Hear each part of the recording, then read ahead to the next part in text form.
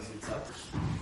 And the Lubavicher Rebbe, even if you're not a Lubavicher person, and no Shaykhs, the Lubavicher Rebbe was he still has an influence today around the whole world. You know that, right? He wrote a Bais Chabad in Wyoming, in Mississippi, in India, in the whole world. So the Lubavicher Rebbe has a very big impact on us, even if we're not considered Lubavichers. And I felt that Rebbe Dovid is going to share with us a lot of good things about the Lubavicher Rebbe, things that we could learn from him and connect his neshama. It's a very, very beautiful day. So, take the mic.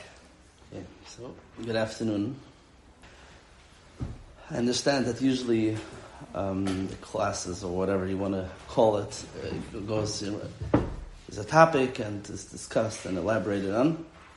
However, today, as the Rebbe said, we're not talking about a topic, but rather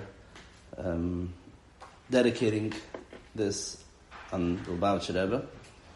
Hopefully, we'll walk away with something that was his mission, was his mission statement, his legacy that we're able to take to us, to tell to ourselves, to look at ourselves in the way he looked at us, and as well as the people around us. The way he saw a person. The way he saw a yid. The way he saw a yid. Last night, actually early this morning, at around 2:45, heading to the Lubavicher Rebbe's oil, his resting place.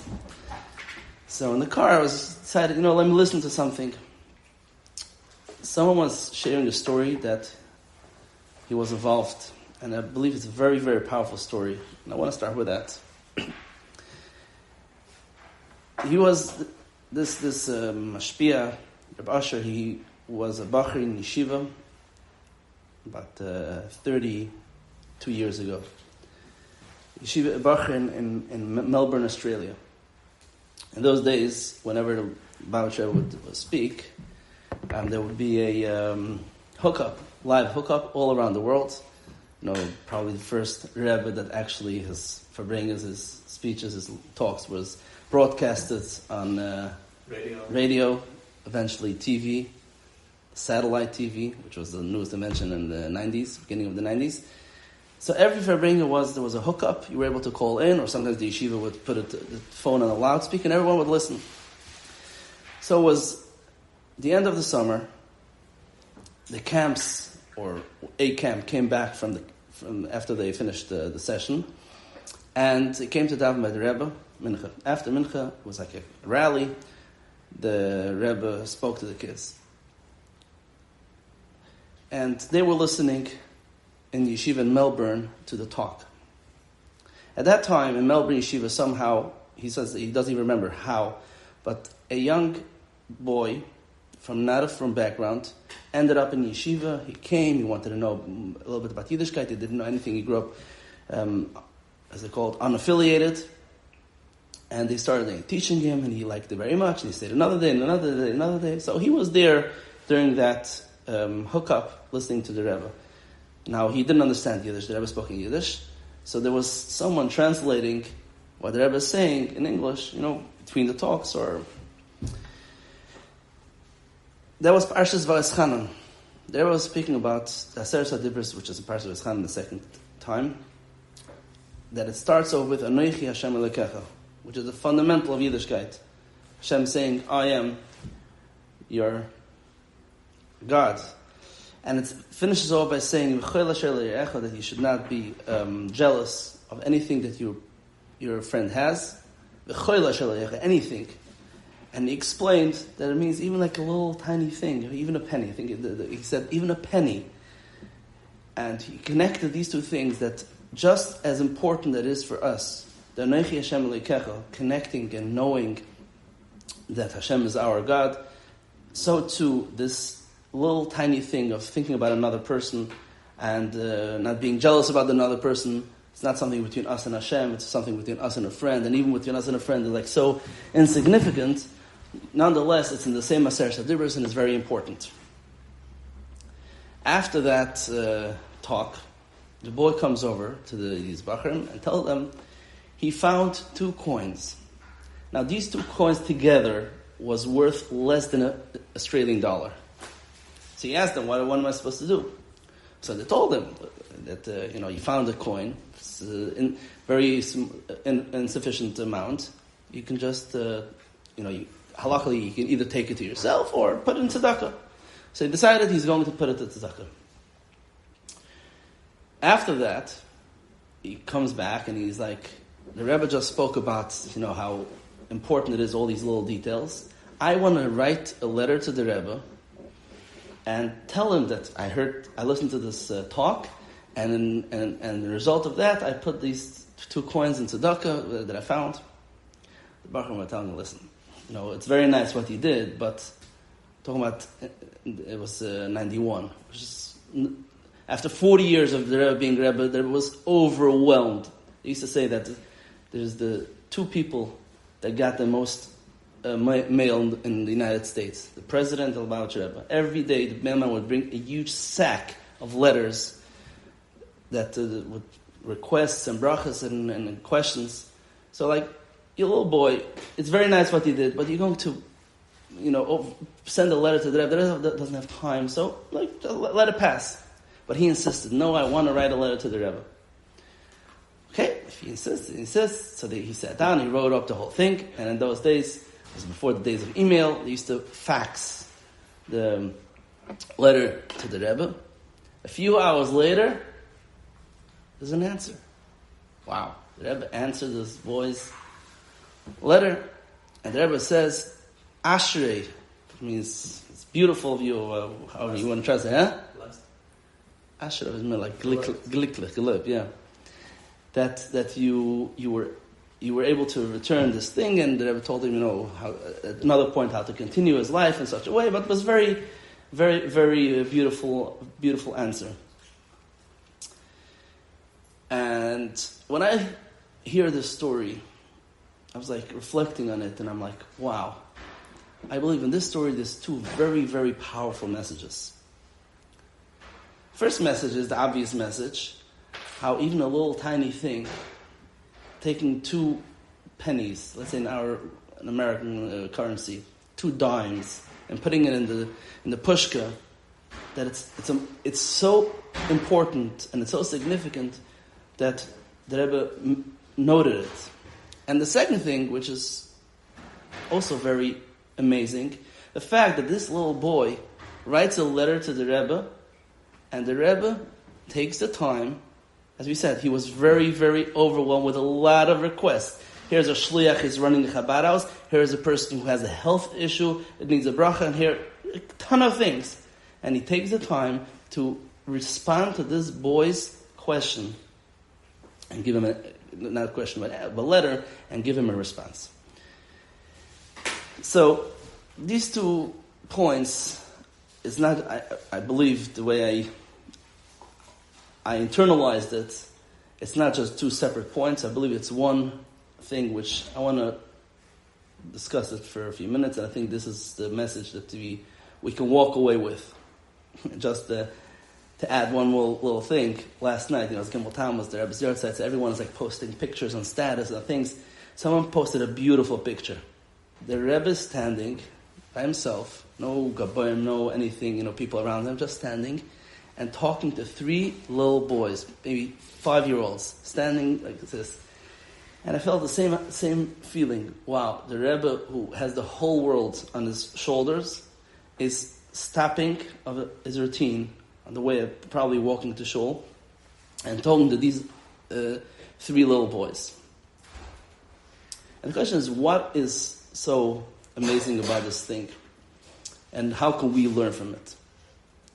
As we mentioned before, one of the known things of Lubavitch is Chabad Lubavitch, is the Chabad houses all over the world. Wherever you go, they say, wherever there's Coca-Cola, there's Chabad. Actually, it's not true, because in the Arabic countries there's no Coca-Cola and there is Chabad, the Muslim countries. So, but all over the world, wherever you go, you'll have a Chabad house. Why?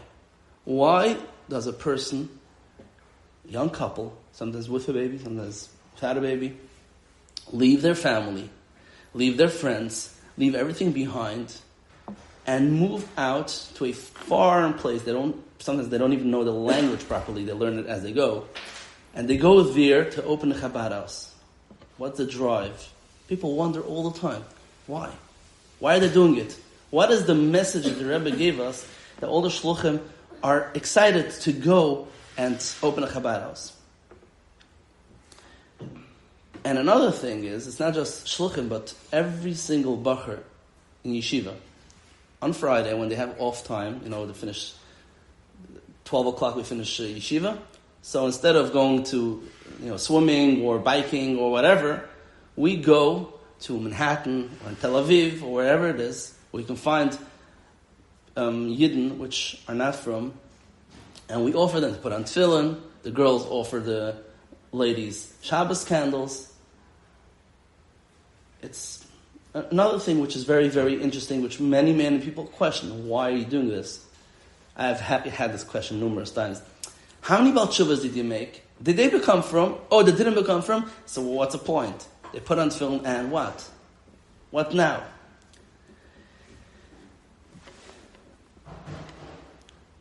Chassidus, the Rebbe's Chabad Rebbe, so there's a philosophy behind the Chabad Chassidus philosophy, and it teaches us something extraordinary.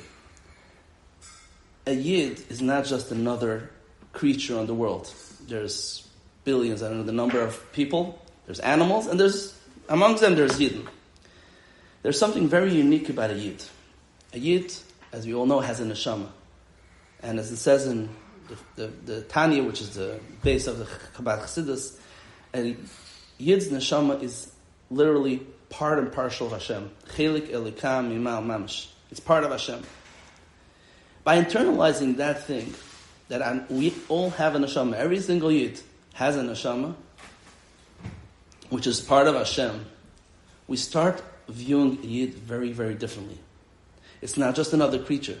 It's not just, there's Muslim, Christian, and a Yid.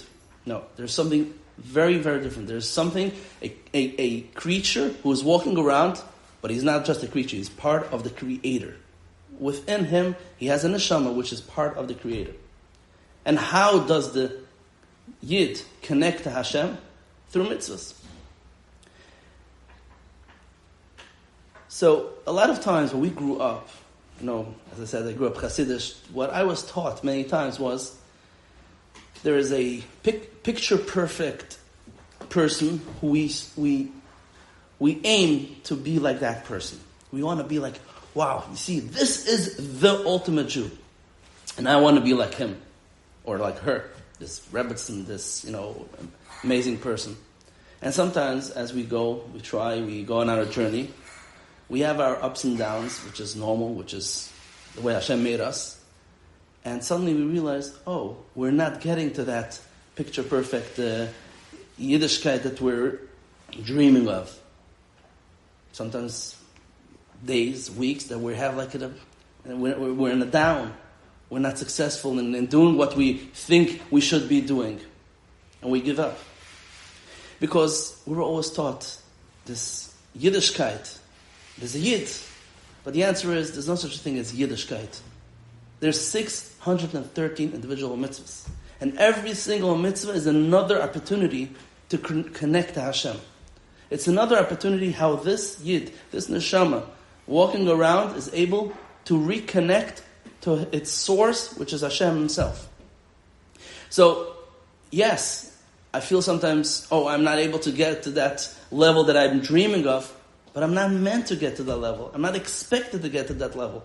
I'm expected to focus on this moment, right now.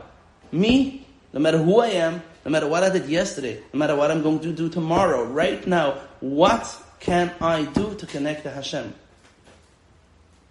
So if that's the case, it's not about going out Friday and putting on film, he's going to be a Baal Tshuva, meaning he's going to become that picture-perfect Jew.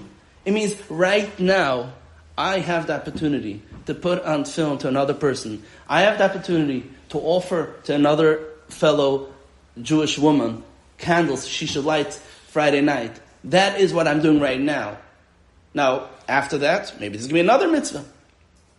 When I put on tefillin on someone on Friday, did he put on tefillin yesterday? No. Will he put on tefillin tomorrow? No, because it's Shabbos. But I'm saying on Sunday? No. Nonetheless, right now, he did a mitzvah, and he is connecting to his source, to Hashem. Once we view a Yid that way, we start appreciating everything that's happening. Whether we're successful, whatever success means, or we're not, whether we feel up or down, we're always reflecting on what are we doing and stopping right now. I don't care who I am, my external, how I appear. My question is, who is my true essence? My true essence is my neshama. And my neshama right now can do something. I will do it. I want to do it. I want to connect. And if a minute later I'm not going to be able to, I'll tell you more than that. That even sometimes someone is challenged by a very big challenge. Like sometimes we feel like this is a challenge that is I can't overcome. If I push it off by a minute, 5 minutes, and I'm right now I'm not doing it. So these 5 minutes I was able to connect to Hashem. I don't want to get into everyone. I don't know everyone's challenges, but an example which I give, if it's not applicable to you, apply it to your own challenges. Someone binge watching on Shabbos. They just finished episode 3, and they decide not to press on the up next button because it's Shabbos. This person just kept Shabbos. Yes, I did watch 3 episodes, and maybe an hour from now I'll watch episode number 4. But right now, this second, I was able to connect to Hashem and saying, I don't want to do it, or I will do whatever I need to be doing or want to be doing, because right now I'm connecting to Hashem. When we look at ourselves this way, sometimes we have a lot of negative feelings to ourselves. How many times we can't look at ourselves in the mirror? We stand in front of the mirror and we're like, I can't stand myself. It's horrible what I'm doing. It's horrible what I went through. It's horrible the things that got me to this point. But if we're able to remove that, picture perfect illusion and focus on who am I really? Yes, could be sometimes only 50% of my true essence, 50% who I really am is revealed. Sometimes even less, 10%. Or sometimes just from time to time, my true essence comes out. I'm revealed. My neshama is revealed. No, it doesn't matter. Who am I really? Am I the person who is putting up that show, that cover up, that layer, pretending, trying to impress others? Or beneath all this thing, whether it's for survival reasons or for whatever other reason, what I'm doing beneath all that is a true neshama, which at any given moment can connect to Hashem with little tiny things, by do's or don'ts. And eventually, if we start viewing ourselves in this way, we start feeling a lot better about ourselves. I'm not a failure because, yes, maybe I failed 5 times, but now I didn't fail. I'm starting to think, wow, look who I am. Look what I just did. I was able to have self-control. I was able to do a certain thing. I'm not that negative person that I always think.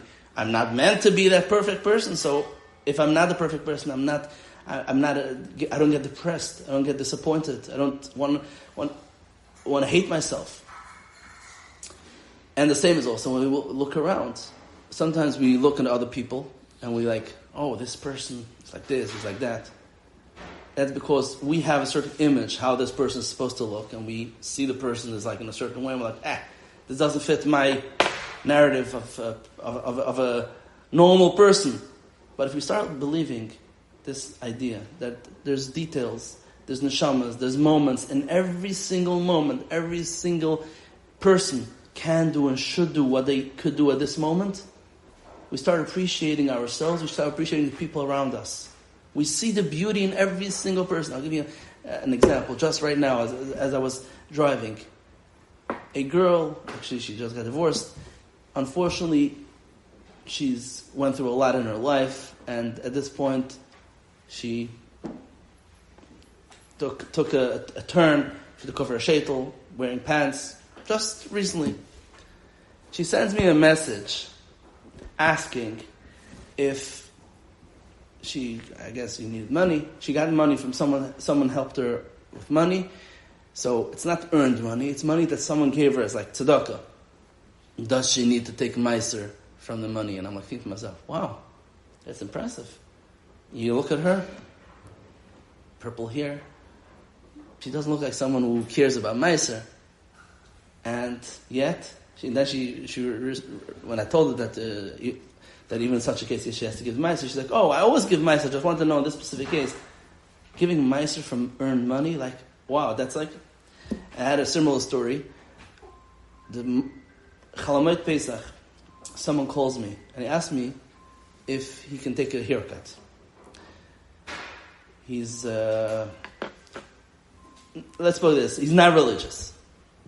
He wears a shtreimel, but he's not religious. Chalamoid Pesach, he calls me, asking me if he can take a haircut. And he explains to me that because he was working before Pesach for a Chalamoid job, so he wasn't able to take a haircut. So he wants to know if he can take a haircut. So I was answering the halacha. A few weeks later, we were talking about it. He's like, what did you think when I asked you this, Shaila? Me? You know who I am. I'm asking you if I can take a haircut on Chalamoid. So I told him, I'll tell you the truth. When you asked me the Shaila, I wasn't taken aback. You have a challenge, so you're struggling with that challenge. Those things which you don't have a challenge, you don't have to drop because, I have a challenge on this, I'm going to drop something else too. So if you have a challenge with specific mitzvahs, specific challenges, the fact that you want to take a haircut is not a challenge for you. Not taking a haircut, Chalamoid, is not a challenge. You're not going to take a haircut just because, I already, don't keep Shabbos. And that is the approach we always have to look at ourselves, at the people around us. I have one thing which is my challenge. I have one thing that I can do. I have one thing that I can utilize. Everything in life that we see, that we come across, is meant for us to utilize to connect to Hashem. That's why, back to what I said before, the Rebbe was the first his talks were, what's it called, televised, and the broadcast on the radio, because he saw an opportunity. There's radio, there's television. So there's opportunity we can connect Yidden to Hashem through this. So I feel like this is a very important thing. Perhaps I'm not a professor, so I didn't write a whole doctorate on the Rebbe, what his life was. But I think if we want to sum up the Rebbe and how we can take it to our lives, is by taking this message. Let us focus on these small details. Let us focus on these small moments that we can connect to Hashem and feel good about those moments. Feel good about those little tiny things that we did. And as the Rambam says, one little tiny mitzvah could tip the scale of the entire world and bring redemption. So maybe we take this special day and take this to heart. And don't worry, it's not going to be easy, because as everything, it's a challenge. One day is easy, one day is hard. But once in a while, when we remember this and we're able to do something right, do something nice and feel good about ourselves and look in the mirror like, wow, I did something good, we'll definitely be able to bring not just redemption to the world, but redemption to us, to our souls, to our pain. So you're saying Yiddishkeit is not all or nothing? The gift that we want to give to everybody is everyone can take a paper, everyone can write a letter to the Rebbe, and whatever it is that you desire. You take your privacy, take your pen, and we have the Oberlander is going to actually personally deliver it. So either I'll have someone deliver it today, because I'm coming now from there. Either I'll have someone to deliver it today, or if not tomorrow, I'm going there for Shabbos, so I will hand deliver it to the oil. And then I would like for everyone to take a candle while you're writing it, and light the candle, and that way you connect to to the Rebbe's neshama. I'm just going to add one little tiny thing. We're writing a letter to the Rebbe. A lot of times people were like, yeah, I'm writing a letter, but so many other people are writing a letter. So first of all, from the first story we saw, that the Rebbe picked out that little child's request. But people have many, many, many stories they felt, whether it was in private audience by the Rebbe, whether it's by dollars, when the Rebbe gave dollars to hundreds and hundreds of people every Sunday. People said that the moment they passed by the Rebbe, those minutes they were in the Rebbe's room, privately with the Rebbe, they felt that personal connection. So us also, when we write a letter, we write a kvittel, and we write anything and everything that's on our heart, on our chest, no one is going to read it. It goes directly to the resting place. So we have our personal moment with the Rebbe.